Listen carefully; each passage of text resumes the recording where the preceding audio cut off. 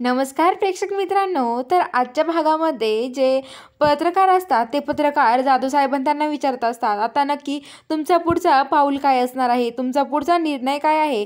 तर जाधव साहेब म्हणतात की बघा, आम्ही पुढची तयारी करतोच आहे, आता बघूयात.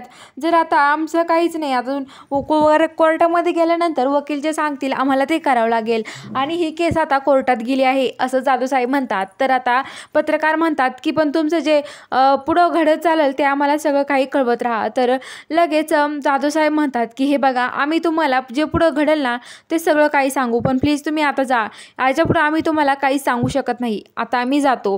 तर जाधव साहेब आतमध्ये निघून जातात. तर आता इकडे जी मंजू असते ती सगळं बोलणं ऐकते आणि ती तिथे जाधव साहेबांकडे आतमध्ये जायला लागते. तेवढ्यात तिथे पत्रकार म्हणतात, थांबा थांबा, तुम्हाला प्रश्न विचारायचे आहेत, तुम्हीच ना त्या सत्यजित सुर्वेंच्या बायको, मग सांगा ना, तुम्ही एक पोलीस असून तुमच्या एका घरामध्ये गुन्हेगार राहत होता, तुमच्या नवऱ्याने याचा खून केलाय, त्या मुकदमाचा खून केला आणि तुम्ही काहीच करू शकला नाही का, असं म्हणत असतो. तर लगेच ते म्हणतात, मंजू म्हणते की तुम्ही काय बोलताय, अजून ठोस पुरावा कुठे आहे, ठोस पुरावा नाहीये. तर लगेच ते माणसं म्हणतात की काय ठोस पुरावा लागत, अजून त्या दोघांचे, तुमच्या नवऱ्याचं रक्ताची डाग आहे, तुमच्या नवऱ्याचं कडा आहे त्या मुकदमाच्या खोक्यामध्ये, तर मग काय पुरावा आहे तुमचा, एवढे पुरावे असून तुम्ही म्हणतात ठोस पुरावा नाहीये, सगळे पुरावे आहेत ना. तर मग लगेच तो म्हणतात की नाही नाही, हा पुरावा काय कामी नाहीये, अजून आम्हाला पुरावे सापडावे लागतील. आणि मंजू म्हणते की मी नक्कीच, हे बघा, तुमचे सगळ्या घराघरापर्यंत पोचवा आणि माझा पण विश्वास आहे, माझ्या नवऱ्याने हे सगळं काही केलेलं नाहीये, मला चांगलंच माहिती आहे आणि मी सगळ्यांना लोकांना सांगते की हे माझ्या नवऱ्याने केलेलं नाहीये, असं ती मंजू म्हणते. तर मंजू लगेच आतमध्ये निघून जाते आणि आतमध्ये आल्यानंतर लगेच भारती मावशीला म्हणते, मला सत्याला भेटायचं आहे. आणि ती सत्याला भेटायला जाते आणि म्हणते की सत्या, काळजी करू नको, मी तुझ्यासोबत आहे आणि कायम अशीच राहणार आहे आणि मला माहिती आहे तू हे सगळं केलं नाही आहे, तुझा माझ्यावर विश्वास आहे ना सत्या. तर सत्या म्हणतो की हो वाघमारे, माझा तुमच्यावर पूर्ण विश्वास आहे आणि तुम्ही मला लवकरच जामीन मिळवून देताल याच्यावर पण माझा विश्वास आहे, असं म्हणतात. तर मग लगेच ते मंजू म्हणते की हो सत्या, हे बघ, मी तुझ्या लवकरच जामीन मिळवून देणार आहे आणि मी तुला आता हे सगळं काही करून देणार आहे, तुला मी लवकरच इथून घरी घेऊन जाणार आहे, असं म्हणते. तर मग लगेच आता जी मंजू असते ती म्हणते की सत्या, काळजी करू नको. तेवढ्यात तिथे मंजू म्हणते की मला यायचं आहे तुमच्यासोबत सत्या, कारण की मला पण पाहायचं आहे की तू कुठं जाणार आहे आणि आता तिथे कोर्टामध्ये काय होणार आहे, मला यायचं आहे सत्या तुझ्यासोबत. तर मोरे साहेब आणि जाधव साहेब तिथे येतात. तर मग सत्या म्हणतो की साहेब, तुम्ही सांगा आता मंजूला समजून.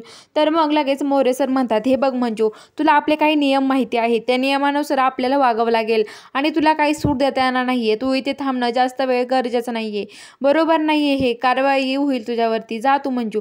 तर मंजू बाजूला होते आणि म्हणते की सत्या, काळजी करू नको, मी तुझ्यासोबत आहे. तर सत्याला पोलीस तिथून घेऊन जातात. तर आता इकडे जी मंजू असते ती लगेच बलमाला म्हणते, चल बलमा घरी. तर बलमाला घेऊन ती घरी येते. तर घरी आल्यानंतर लगेच जी मंजू असते ती खूप रागात असते, तिला खूप राग आलेला असतो, पण ती देवाची मूर्ती असते, ती देवाच्या मूर्तीकडे बघते.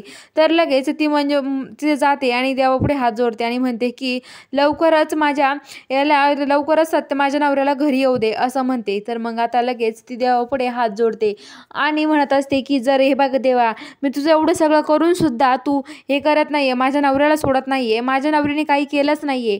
तर मग लगेच ती म्हणते की हे बघ देव, तुम्हाला आता मी तेव्हाच तुझ्या गाभाऱ्यात येईल जेव्हा माझा नवरा माझ्यासोबत असेल आणि माझा नवरा या निर्दोष साबित होऊन घरी आणेल मी, असं म्हणते. आणि ती लगेच तिथून जायला निघते. ती लगेच तिथे वर्दी वगैरे घालते आणि पोलीस स्टेशनला जायला निघते. तर आता इकडे लगेच तो बलमा येतो आणि म्हणतो की वहिनी वहिनी. तर मग लगेच मंजू म्हणते की बोल ना बलमा, काय म्हणतोय. तर बलमा म्हणतो की हे बघा, मी तुम्हाला सांगतोय की सत्या निर्दोष साबित नाही झाला, आता त्याला निर्दोष साबित नाही केलं पोलिसांनी, त्याला परत पोलीस स्टेशनला नेलं आहे, असं बलमा म्हणतो. तर मंजू म्हणते काय. तर मंजूला आणखीनच राग येतो. तर आता इकडे जो बलमा असतो तो रागारागत चाललेला असतो. तर सत्याचे काही मित्र तिथे मोबाईल बघत बसलेले असतात. तर बलमा तिथे येतो आणि त्यांचा मोबाईल खाली पाडून देतो आणि म्हणतो की काय, तुम्हाला कळत नाहीये का, मोबाईल पाहत बसले, आपल्या सत्याचं काय चाललंय इथं.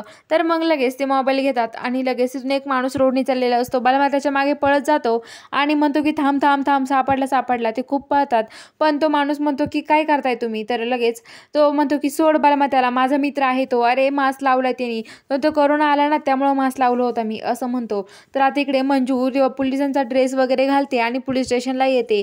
तर तर तिथे आल्यानंतर लगेच सगळेजण आश्चर्यचकित होतात आणि मंजूकडे बघतात. तर सत्या म्हणतो, मी म्हटलं होतं माझ्याशी माझी बायको माझ्यासोबत असली म्हणजे मला दुसरं काहीच नकोय. मंजू माझ्यासोबत कायम आहे वाघमारे, असं सत्या म्हणतो. तर आता बघूया पुढच्या भागामध्ये नक्की काय होईल हे बघण्यासाठी आपल्या चॅनलला लवकरात लवकर सबस्क्राईब करून घ्या.